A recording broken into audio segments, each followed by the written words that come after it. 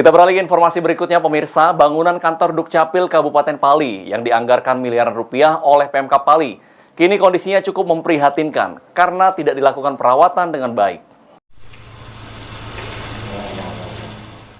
Pembangunan gedung kantor Dukcapil Pali yang menelan dana 8 miliar lebih dibangun pada tahun 2019.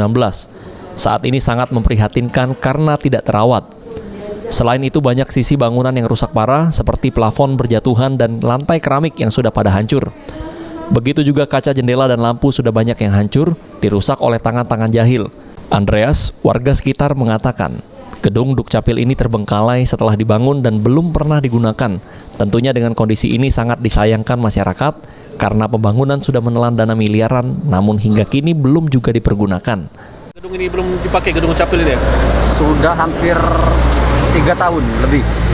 Sangat disayangkan gedung dengan nilai miliaran rupiah hingga sekarang belum dapat digunakan.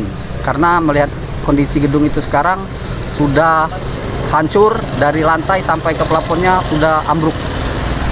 Oke, nama Mas, siapa Mas? Andres. Aji, Pol TV.